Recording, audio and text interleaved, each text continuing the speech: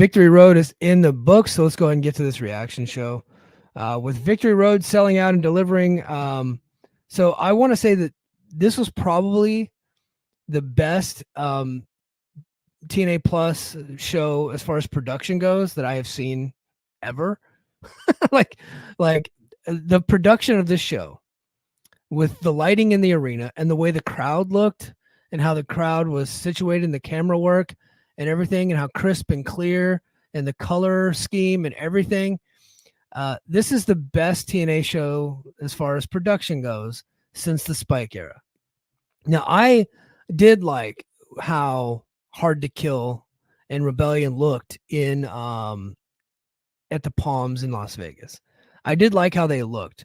I'm not a fan of the yellow ropes. I think the yellow ropes kind of makes it hard to look at sometimes.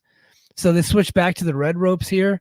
I just thought the color scheme, the lighting scheme, the camera work, the production work, I thought it was very crisp and clear and perfect on TNA Plus while I was watching it. And I did get to watch live, so that was cool. A lot of times I don't get to.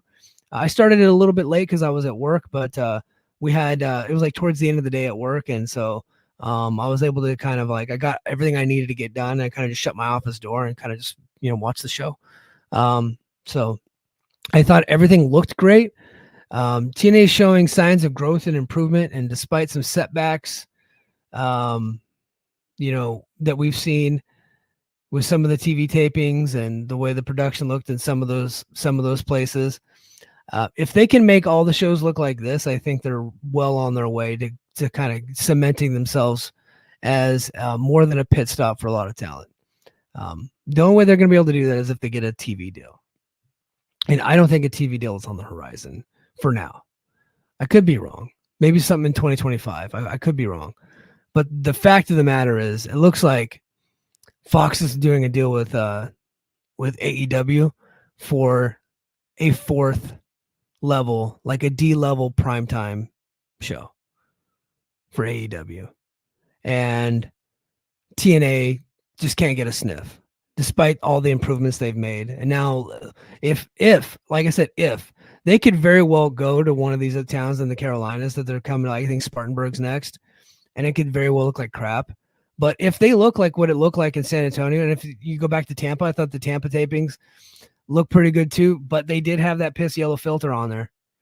They did have the piss yellow filter for the Access show. They make it look better for YouTube and Twitter and stuff like that, but for whatever reason, the actual episode looks piss yellow. But if they can make their shows look like this, the way it looked in San Antonio going forward, they might be able to get a sniff, but in 2025. But I think that it's the more AEW starts to grow their product, despite the fact that their ratings are in significant decline, despite the fact that their ticket sales are in significant decline, they're still such a stronger brand, and the fact that they're willing to take on a fourth TV show and sell that to Fox, and Fox would much rather have that than a TNA, is kind of telling where TNA sits in the landscape. So I hope that they're able to do something, because the way that it looks right now and the way that they're selling tickets, I think would warrant them finally making that jump to a bigger network. Will they get there? I don't know. I hope they do. I hope for TNA's sake, and I hope for our sake as the people that watch TNA, and of course all the hardcore fans out there that have stuck with this company through a lot. I started watching in 2018 when they were paying people to show up in Canada for TV tapings. I was watching during the Pursuit era when they were live on Twitch on Friday nights and dimly lit, like super dark arenas. I was watching the show on Twitch, like a Twitch special on a Friday night with Josh Matthews filming it from his cell phone. I've been a part of some pretty dark days with this company. Now, I've watched TNA since the beginning, but I did take breaks here and there. So there's significant chunks of time that I completely missed that I was not a part of. But I have not missed an episode since 2018 of Impact. And I have been covering the show for either a column-wise or on podcast form for 4 years now, to where I'm watching very in-depth, paying attention to every little detail, because that's what I do. And I point out things they can constantly improve on, because that's what I do in real life. I always find things that aren't working and I try to make them work. I always find things that are working and I try to make them even better. It's called continuous process improvement. That's what I do. I happen to be an expert at it. So when I'm taking a look at these shows and like pointing out things that could be better, that's just like in my nature. Some people get offended by that. And sometimes I can be a little stiff when I'm saying those things, but it's all in an effort to make things better. Same with BQ. So pointing out all the production flaws and production issues that we've have for the last bunch of years, looks like finally, at least at this show, with this show specifically, finally they're starting to turn the corner on some of those things. They're finally starting to sell tickets and move into nicer venues, which has been, I think, been needing since the beginning, since January, since 2024 started, since the TNA started, the reboot of TNA in January. They've been needing to work at venues like this, the Boeing Tech Center or the Boeing Center at Techport in San Antonio. This was probably a perfect place for TNA to run. They got 1,800 people in there. I'm going to give them 18. They sold the most tickets, even though it was a B show, that they've sold all year in the United States. I think Victory Road was a home run as far as the way it looked, production-wise, how many tickets they sold. And then, of course, I thought the show itself was very, very good. I really, really enjoyed the show. I saw a couple of people say they didn't like the show, and I don't know what the hell they were watching. I thought this show was a home run. I thought the show was great. So let's go ahead and get into. Let's go ahead and get into. I gotta pull up my thing here. Let's go ahead and get into the show. I did get to watch a little bit of the pre-show. I was just kind of skip through and watch the matches. The matches they were there. They didn't really do much, but Kushida defeated the returning Leon Slater. Leon Slater looks like he's put on a little bit of muscle, so he's looking pretty good. Kushida's taking a lot of L's, so I figured like on a pre-show that probably not many people are watching. They were just going to get Kushida a win because they've been beating him like a drum lately. And the fact of the matter is they can heat up Slater real quick. Slater will probably get a win next time. That's kind of what they do. So I wouldn't really put any stock into why Leon Slater lost here. I think that they're pretty high on him. And in fact, if I were them, Leon Slater, if I were them, I'd put Leon Slater in the X Division title match at Bound for Glory. And I'd go with him. Because that would send a signal to everybody that you mean business when it comes to promoting young people in your company. Next match is a Hammerstone and Jake Something defeating Eric Young and Steve Macklin. This match was okay. I think they're going to try to go with Hammerstone and Jake as a tag team going forward, and that interests me. But I was, when Hammerstone signed here, I wanted him to be in the main event title picture the entire time, but I guess they just don't see him like that. He lost in like quick fashion to Eric Young and Steve Macklin both, so it was like okay. Well, Hammerstone and Jake are going to win, especially if they're a new tag team. They're going to try to put them over. Now, what I would do with them, if they really are going to go with them as a tag team, I would have them crushing nerds for a while. Don't put them in the tag title match Bound for Glory too early. For the next 6 weeks, every episode or every other episode, I'd have them coming out and beating up geeks. Just like the Road Warriors used to do. Just build them up and then finally put them in a tag title match at Hard to Kill. If that's what you want to do. I think that's the way to go. Just have them crush nerds for a while. Show opens up with the Hardys taking on First Class. Man, the Hardy Boys are so freaking over. I know some people are sour, like the internet. There's people on the internet are sour on the Hardy Boys because their run didn't go well. And it's a lot of AEW people, like very self-righteous people that are really sour on the Hardy Boys because they dared to get old. But for old guys, they're still pretty good. They're still freaking over. Matt Hardy can barely move, but everything he does matters and everything he does gets over. It's not about what you think. Right? It's not about like, well, Will Ospreay could do all this. Don't compare to Will Ospreay. If you do that, you're a dumb. Okay? The Hardy Boys are like the Rock and Roll Express.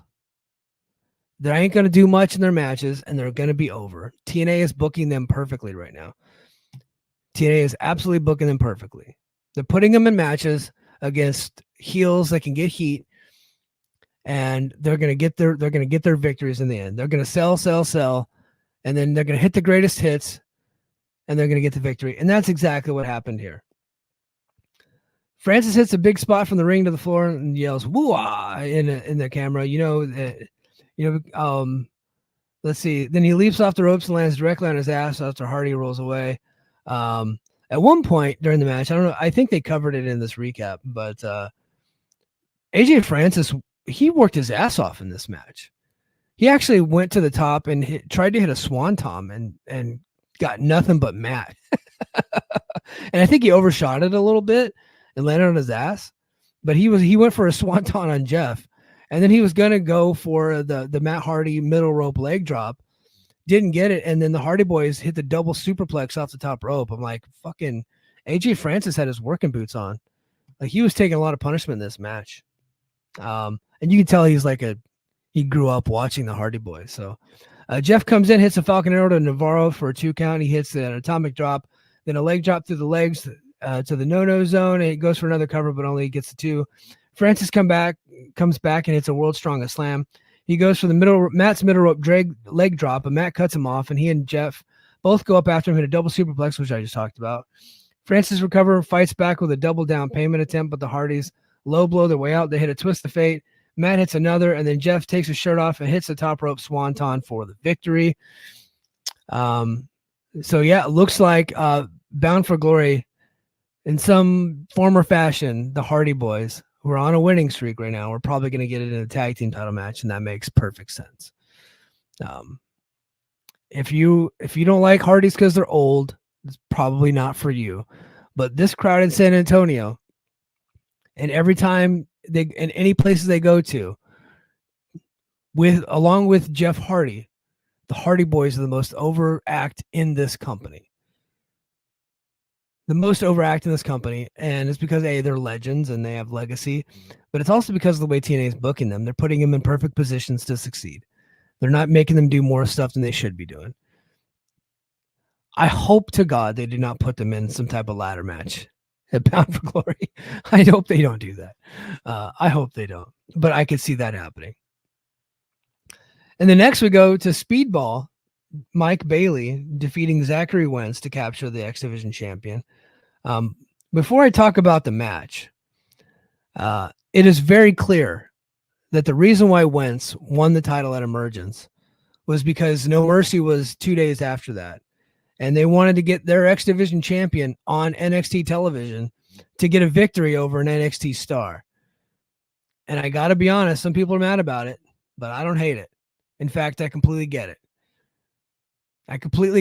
And now they're going to make Speedball a 3-time champ, and which adds to his resume, because Speedball didn't really, he lost the title, but it was an Ultimate X match. So he lost it without actually getting beat. Like, when you win an Ultimate X, you're not really defeating somebody. You just got to the belt first, right? That's all that happened. He didn't pin Speedball. So Speedball really didn't lose anything when he lost the title. And then he got it right back. Went up to his profile because now he has an X Division title belt on his resume. He took that title belt over to NXT, defeated Wesley in a pretty good match. Then he flips it back to Speedball. Now Speedball is going to carry that into Bound for Glory very likely. And Wentz is going to go to NXT on the CW debut, and he's going to lose to Wesley. Wesley's going to get his win back. This was one of those win-win-win situations. It's like everybody got something out of it, and like oddly, like I might be the only one not mad about that. I was like, no, actually, that kind of makes sense. I was irritated at first because I thought that they were going to flip the belt to Wesley, and then I was like, I really like Speedball, right? I like Speedball as the X Division. It's the perfect thing for him to be doing. But no, it actually, everything ended up just working out fine. It's like the title reign never happened. But this match was very, very, very good. Match of the night by far for me. I loved this match so much. And the crowd was really into it. They were into both guys. I figured that it was going to be Wentz that everybody was into, but no, they were into Speedball too. I do wonder what's going to happen with Speedball at the end of his contract here. What the plan for him is, but I thought I thought this match was incredible. I thought the crowd was hot. The crowd was hot for the whole night, but I thought especially in this match, they were really, really hot. Let's go towards the end here. On the floor, Wentz hits a BFT to Bailey on the entrance wrap. Bailey just barely makes it back into the ring when he does slide it in 9. Wentz immediately hits a double stomp, which was brutal. He hits a cutter off the ropes for a super close 2 count. And then Wentz hits a step-up knee to the grill in the corner. Bailey fights back and hits a running powerbomb out of the corner. He climbs to the top rope and hits an insanely impressive shooting star press. Yeah, it was beautiful for a near fall. And the crowd bought into it, too. Bailey hits a big kick and then a roundhouse tornado kick into the corner. Wentz fights back and rolls up Bailey for a 2 count. Wentz hits an insane flipping DDT. Wentz hits more BFTs for another crazy close 2 count. Wentz loses his cool, snaps again, and he super kicks Bailey and goes for the UFO cutter, but Bailey counters. And then Bailey gets him into the Flamingo driver on Wentz out of the corner for the win. And Mike Bailey, once again, is the TNA X Division champion for the 3rd time. This recap didn't even do the match justice. So if you're just one of those people that watches my recaps to find out what to go watch on Victory Road or watch on the TNA show, this is it right here. If you're only going to watch one match, this would be it. I do have 3 matches that you should watch, and I'll get to those. But I thought this match was like match of the night. If you're like very much a slap the leg, crazy moves, 2.9 false finishes galore, this is the match for you. I really thought this was a great match. So let's go to see what the chat says. So chat, sound off, chat. IO Production says, go watch this match of the year candidate. For TNA, it's match of the year candidate. It's not going to touch Ospreay and Pac, though. Unfortunately, that was but few matches ever could. IO says, Mike, go tell your bud Meltzer to see this too. I don't know Dave Meltzer. I think I have met him one time at a wrestling show. He and I have mutual friends. I'm very good friends with Garrett Gonzalez and Jeremy Feinstone from Fight Game Media, who always go to his house to watch pay-per-views. And if I ever get back to the Bay Area and there's a pay-per-view on, I would be invited to that, and maybe I would get to know Dave, but I don't know Dave, but we do have mutual friends. But I'll be honest, and this is going to be controversial considering we have mutual friends, I don't give a fuck what he thinks about this stuff anymore. I don't. I think his star ratings have lost the plot. They really have. He's given some star ratings to matches where I'm just like, he personally said that he didn't like the match, but because it got over, he's going to give it 5. And I'm just like, okay, that's not what your ratings are supposed to be. It's like, can you provide a critical thought and a critical opinion of the match? That's what I want to know, right? His star ratings used to be because there's so much out there. If Dave watched it and gave it 5 stars, that was your signal to go out of your way to check that out. Or if you gave it anything above 4.5, right? It was your signal to get out there and watch the match. And he rarely gave anything above 4.5, right? And 5-star matches were even more of a rarity. But now they're so frequent. It's like, it doesn't really matter anymore. So I don't really care what he thinks about this stuff anymore. So I quit reading his recaps of matches. I like him for the news and I like him for his historical biographies, but that's about it. That's about it. Oh, I got a message here. Okay. But I don't have anything against Dave. I still like what he does. I have his Observer up right now. I'm probably going to finish reading it this weekend. But match reviews, I don't really care about. I don't really care about what a 60-year-old dude thinks about a modern wrestling match. Because I think that he has taken so much heat over the years. He's really been more generous with the star ratings, and I think that's unfortunate. Stick to your guns. Did you like it or did you not like it? And how much did you like it? And don't go above 5. 5 should be the max. That's my opinion. But look, it's his star. Like, he can go whatever the fuck he wants. It's his ratings. And again, that's why I don't really care. So I'm just going to tell you what I think. And I thought this match fucking ruled. I thought it was awesome. And I thought the crowd was way into it. So I'm going to bring back the thumbs up, right? It's going to be either a thumbs up, a thumbs way up, a thumbs down, or a thumbs way down. Or I'll say the match sucked. Or I'll do the critic. It stinks. I'll tell you that if we get to one of those. Speaking of which, We're about to get to one of those. We get a backstage promo from System showing to explain Tasha Steelz as the replacement for Alicia. So, yeah, Alicia's still hurt from her concussion a couple weeks ago. And so they couldn't find anybody else, so they threw Tasha into the match. And then during the promo, Moose called Nemeth the Blonde a bitch. So everybody likes the B word in pro wrestling these days. Back into the Impact Zone, Rhino makes his way to the ring, and then the French-Canadian Frankenstein PCO emerges and heads to the ring. And then Matt Cardona comes out with Steph DeLando wearing a property of Matt Cardona shirt. It was actually in the same style of the NXT tryout shirts. This is property of WWE, which I don't know if anybody else caught that. But and then Steph DeLander gets on the mic and proceeds to drone on for like 10 minutes about her neck injury and trying to weave storyline, trying to weave nonfiction in with fiction. I feel bad for her neck surgery. But this was impossibly long. This was so long. It's like, get to the point in a minute, okay? But I think they had to drag this out because they had this match timed out, and then they found out that she couldn't go, and they didn't want to pivot because they can't pivot. They can't just put something else in this place. Really, they should have just washed the match altogether and moved this part to the pre-show and gave time to Hammerstone, the Hammerstone Jake something versus Macklin and Eric Young match. That's what they should have done, but they're incapable of doing that because they're out of ideas. So they had to still give this some time. So they just dragged this fucking thing out, and she just keeps droning on and on and on. It's like, lady, get to the point. I felt bad for her. It was just nothing. Like they couldn't like Cardona can cut a long promo, right? And Rhino and PCO can't. So Steph DeLander was like carrying this whole segment, and it just didn't work. And it sucks because like she's announcing that she's got to take off time for her neck surgery. We don't know when she's going to come back, probably a year from now. But it's like, get to the point. It just took forever. And then PCO ends up walking out with her, like walking her to the back, and it's very heartfelt. And then as Rhino's about to leave, Matt Cardona attacks him because he's got to get his shit in, beats him up a little bit, and then walks away. It was so weird. The whole segment, I'm going to give it the critic. It stinks. The segment stunk. So come on.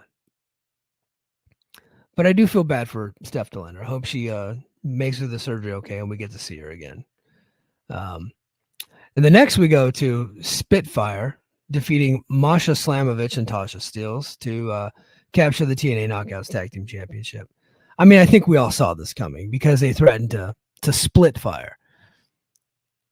Now everybody's saying that I said the Spitfire is going to lose. Well, there's a couple people, there are a couple losers out there saying that I said the Spitfire was going to lose and that half the division was going to go away. I did not say that. I said if they split fire, they will lose half their tag division. That would have been true. That would have been 100% true at the time that I said it. And then on Impact on Thursday night, they created the new tag team of Ash by Elegance and Heather Reckless. So now we got 3, right? But at the time, yes, they would have had half, right? But there's like these 2 guys giving me shit saying that I said the Spitfire was going to lose. I never said that. In fact, I thought the opposite. The Spitfire would win because of the stipulation that they would have to split up. And knowing where I kind of figured that it was going to be Masha versus Jordynne Grace at Bound for Glory. So anyway, they had a match. The match was okay. That's a thumbs in the middle for me. Match was okay. I think towards the end, it started to really pick up. Spitfire hit the ring together, start hitting double team spots. They hit their double team finishing move and scored the pinfall victory for the win. So yeah, they got the victory over Masha Slamovich. So I thought the last few minutes of this match were pretty good. The crowd really started to get into it there at the end. And then after the match, because you can't have more than 2 tag teams in TNA Knockouts division. You can only have 2. You can only have 2 tag teams at a time. That's the rule. It's been that way since they created the division. They were like, we're only going to have 2 tag teams at the same time, right? So we should have saw this coming. After the match, Alicia Edwards comes in, berates Masha, starts slapping her around, and then Tasha Steelz hits Masha from behind and attacks her, and then the two start laying the boots to her. And then Steelz lays her out and poses with Edwards for the closing shot of that segment. So Militia is no more, which, again, I think we saw coming, right? Like if Spitfire's not going to break up, then it's going to be Militia, and of course Militia did. And now, what are we going to get at Bound for Glory? Probably the pre-show, the TNA Knockouts Tag Team Championship. It's going to be the other tag team, Heather Reckless and Ash by Elegance versus Spitfire. And Ash by Elegance and Heather Reckless are 100% going to win. They're going to win. And then they're going to keep wrestling until Spitfire gets the tag titles back. Or Spitfire is going to break up and they're going to introduce another new tag team, because you can only have 2 tag teams at a time. It's kind of like everything is like very routine. Let's see. Io says you're leaving out the Rosemary Wendy Choo being a thing. I could see them becoming a tag team. Absolutely. In fact, I would think that they should, and maybe I think if they do become a tag team, they'll probably do like a 3-way at Bound for Glory, and then I would actually put the titles on Rosemary and Wendy Choo. I would. Okay. But again, it's like the TNA Knockouts tag team titles. Like, because they only have 2 teams at a time, they don't count. It's not a division. 2 teams is not a division. It just doesn't. And the next we go to Joe Hendry defeating Josh Alexander. Man, oh man, do we got to talk about this match. Joe Hendry, very over. So freaking over. This guy could not be more over than he is right now. Despite of what's been going on the weekly show, he hadn't been, there's been times where they book him super strong like John Cena, and there's times where they just book him like a total idiot. and I felt like he was getting some of that treatment heading into this. The walking wiener I thought was pretty stupid. The comedy stuff, it's like when you're in a serious feud, you got to lay off the comedy. You got to back off that stuff. And I thought this was supposed to be a serious feud that Josh Alexander carried. Josh Alexander's been carrying this feud since Slammiversary. We understand why he turned on Joe Hendry. The problem is Joe Hendry just didn't care until the Kushida thing happened. And then all of a sudden he cared. And then they hit one promo, which was this past week.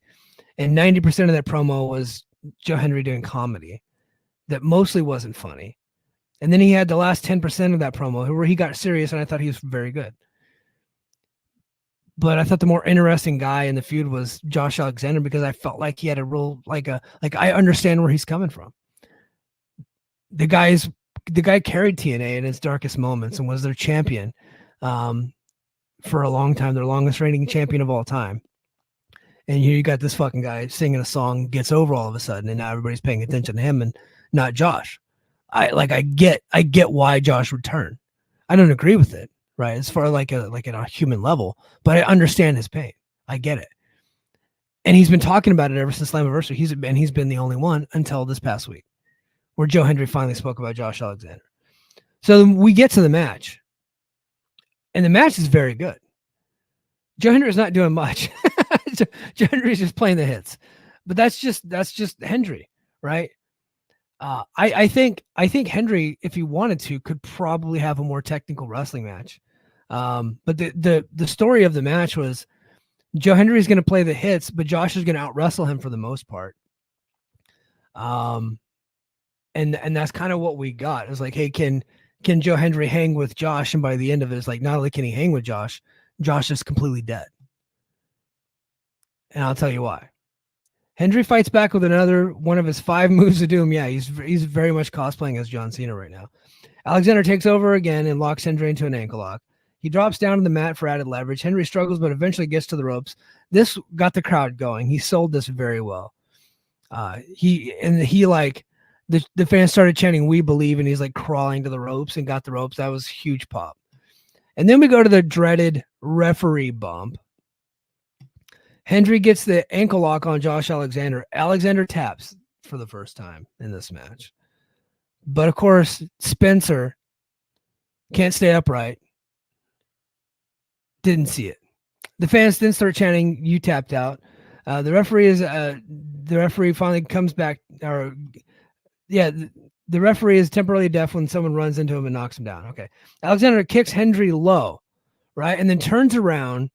So he kicks him low and he's going to go for the C4 spike, but he's like very proud of himself. Got this big shit-eating grin on his face. So this is a pretty good part of the match, I thought. And then just puts Hendry down on the ground and then starts walking over to the crowd to kind of like, he's very happy with what he just did. He's taunting the crowd. But then Hendry pops back up and the crowd starts going apeshit.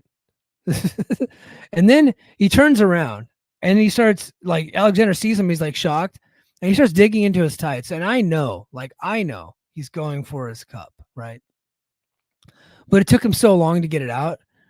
I think if you were to just isolate the match, I think somebody should isolate the gif of him just having his hands down his pants. It looks like he's playing with himself.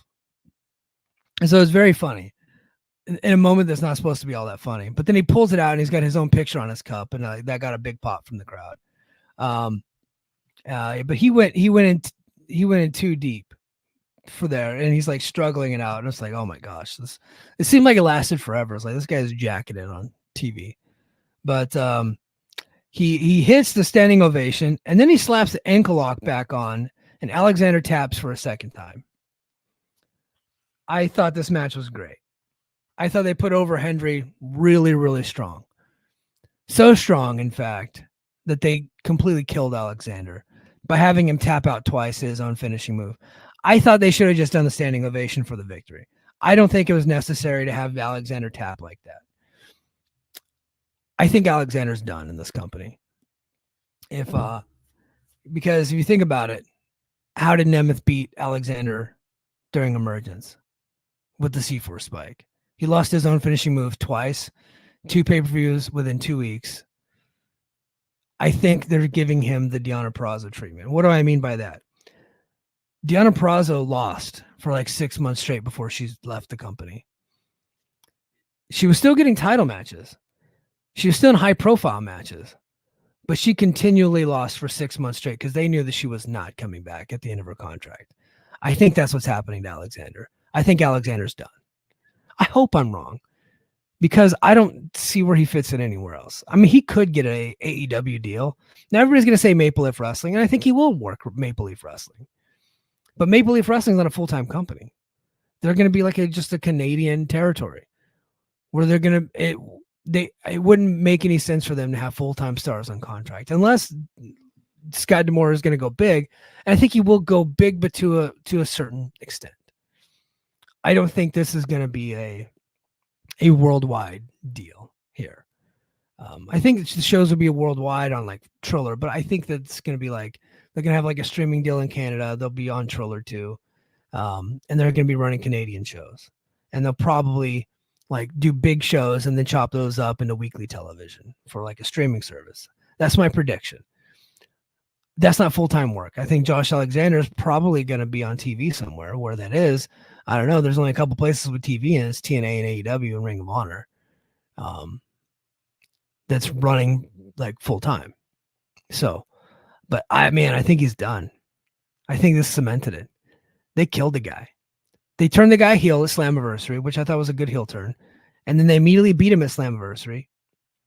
And then he gets his title shot at Emergence, beat him there with his own finishing move, the C4 spike from Nick Nemeth. And then he comes to Victory Road, has another great match. And he tapped out twice his own finishing move.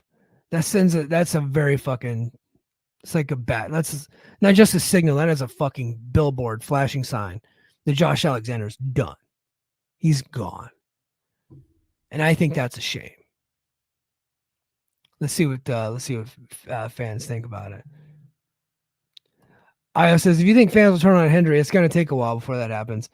It took a while for John Cena too, but I think eventually the adults are probably going to turn on him. I do. If he keeps doing the comedy shtick when it doesn't warrant it. I think, you remember when John Cena was feuding with JBL and he wrote poopy pants on his limousine? It was him and Shad Gaspard, rest in peace, and JTG. They were destroying his limo, and then he wrote poopy pants on it. Like, that was the moment right there where the adults were like, oh, we're fucking done with this guy.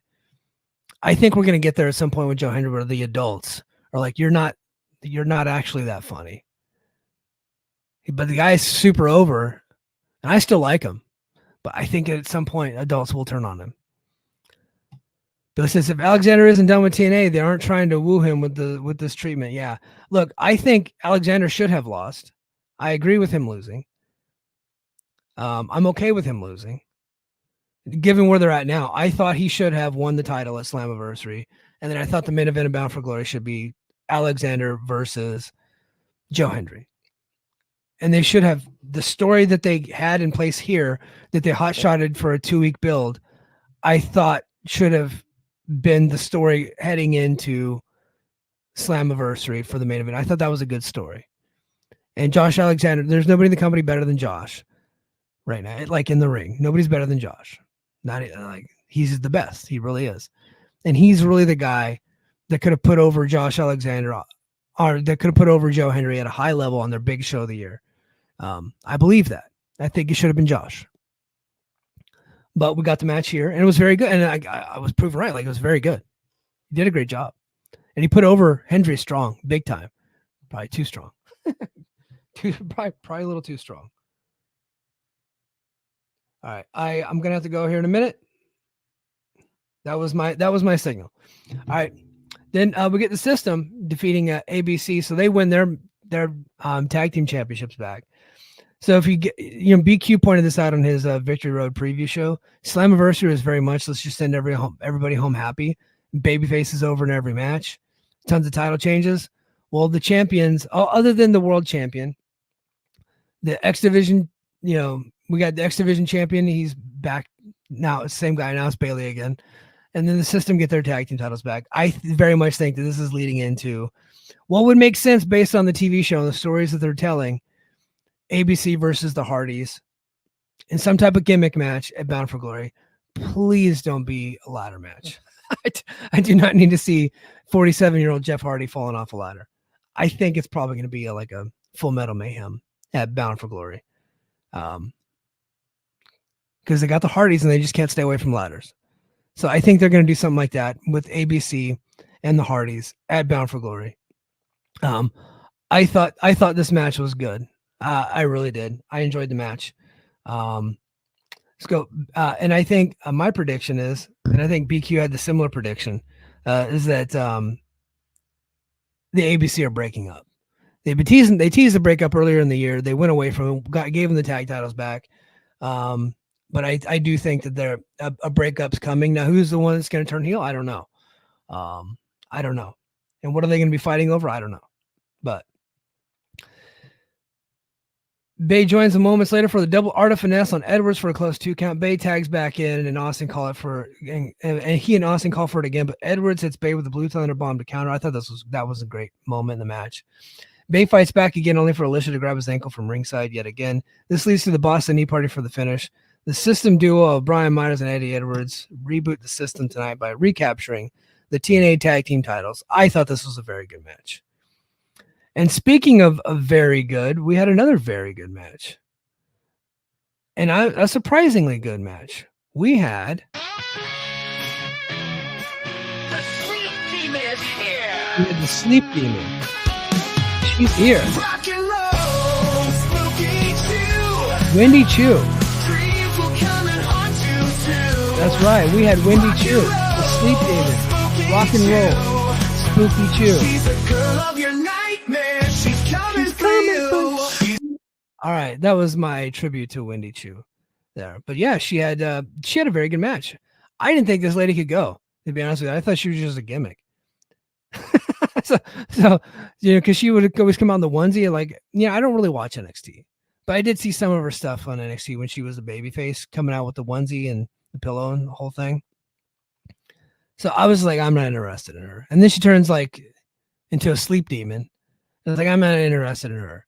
And I kind of poo-pooed this booking, to be honest with you. And so did a lot of other people. Jordynne Grace is amazing. Everybody, like, there's a lot of NXT talent this year that can say that the greatest match they have ever had in their career was with Jordynne Grace. And she's the common denominator because she's just very good. She really is. She's awesome. And I thought this match was great. And I thought that it showed that when she needs to, Wendy Choo can go. And she did. I thought this match was very good. In fact, I think a lot of people need to go out of the way to watch this. That way they can kind of be like, hey, you know what? Like, Wendy Choo's a gimmick. And, that's what she had to do to get over in NXT. And you can debate whether or not she's over, but I think that I think that she went for the gimmick because that's what WWE likes. And maybe she doesn't have like what they typically go for in a female performer. So she went for a gimmick, and the gimmick, they sold them on the gimmick, and that's making her some money. But she proved here with Jordynne Grace that if she needs to, she can go. And I thought the match was very good. So congratulations to her. Jordynne Grace gets the victory. After the match, Rosemary and Choo did the beat down on Grace. I think we'll probably see Jordynne defend the title against Rosemary here pretty soon. But the ultimate destination for Jordynne Grace is Masha Slamovich at Bound for Glory. That would be my prediction. Again, it's probably going to be something else, but that's my prediction. All right, so we go to the main event. It's Nick Nemeth defeating Moose to retain the TNA World Championship. And I knew that Nemeth was going to win because Frankie Kazarian came out to do commentary because Frankie Kazarian wants the next shot. And I told you guys weeks ago that where they should go for Bound for Glory would be Joe Hendry in the main event against whoever the champion is. But they're going to make the most boring decision possible because they already probably promised it to Frankie. And so even though Nick Nemeth already defeated Frankie at Slammiversary and pinned him clean, Frankie's probably going to be headlining Bound for Glory. I hope I'm wrong. But him coming out for this match told me that it's probably going to be Frankie. And that is a shit main event. It really is. If that's what they go with, I think they should fire some people in that creative room because they have lost their goddamn minds. If that's where they're going. But I got to say, this match was awesome. It really was. Again, you should probably go out of your way to watch this one. If you are a 2.9 near fall finish fan and you like some excitement and like crowd heat, this was that match. We even got a table spot at one point. That table spot where Moose powerbombing Nemeth through the table was pretty fucking awesome. I thought that was spectacular. Good stuff. All right. So let's go here towards the end. Nick hops on his back with a sleeper, but Moose slams him down. Nemeth goes for the danger zone, but Moose avoids it and turns Nemeth inside out with a spear for a close 2 count. So keep in mind, people have not been kicking out of the spear, right? He's been getting that over in the beginning of the year. So Nemeth kicking out was like a big point in the match, and it really did get over. Then Alicia throws the TNA title into the ring as JDC distracts the ref. Moose grabs it and waits to knock out Nemeth, but before Nemeth gets up, Mike Santana appears out of nowhere and takes the title out of Moose's hands. And then JDC goes over to deal with him, and the two trade shots, and they go to the back. After the show was over, Santana challenged Fandango to a Texas death match. So hopefully they kill him. Not for real. Okay. Sorry. The camera focuses out of the back where Nemeth springs to life out of nowhere and hits a danger zone on Moose. He covers him, but Moose kicks out at 2. Hannafin says no one's ever kicked out of the danger zone in TNA. That is true. That's why you protect finishers. Moose hits a perfect superplex off the top, and he holds up on the landing and scoops him up for a power bomb. Nemeth counters midair and hits a danger zone, and he goes for the cover, but Eddie Edwards and Brian Myers appear and yank the referee out of the ring before he can count to 3. The ref goes to throw them out of the mat, goes to throw out the match, but Nick Nemeth won't let him. He does, however, allow him to eject Brian Myers and Eddie Edwards from ringside, but Myers and Edwards have no respect for the referee. So they said, we're not leaving. It's like, you can just point to the back. We're not going to go. What does that mean? Which I found funny, but it's like, okay, I think they kind of killed that gimmick forever because now heels are like, no, I'm not leaving. Fuck you. So you've already proven you're not going to throw out the match. But then JBL appears out of nowhere and hits 2 clotheslines from hell to take out Brian Myers and Eddie Edwards. They were brutal. Poor Myers, I'm pretty sure, is injured now. He took his fucking head off. And Nemeth is distracted by this, and he gets hit with a lariat and a spear by Moose. He immediately goes for the cover, but Nemeth kicks out. Moments later, Nemeth hits a lariat and a super kick, and then hits a danger zone for the win to retain. And Nemeth celebrates as TNA Victory Road 2024 goes off the air. Great match. Great finish to the show. And I thought Victory Road was a home run. I really did. I thought this match was excellent. And I thought Victory Road was excellent. I really hope people go out of the way to check it out. Good stuff. I want to thank, I do have to go. It's my daughter's birthday. So happy birthday, baby girl. So I got to go have breakfast with the fam. It is now 7:41 a.m. So while I did tease doing a double episode and say I probably wouldn't do a full double, this is absolutely a double episode. So for those of you watching this Victory Road recap show, make sure you go to the Patreon. I did a full hour on Patreon. So go ahead and please check that out. Full hour that you guys aren't getting just yet. So thank you for that. Thank you for being here. Thank you to Io, Billy, and Andre, and everybody else that stopped by in this live feed. Thank you for being Patreon subscribers. I greatly appreciate you. That is going to do it for me this week. And until next time, mahalo.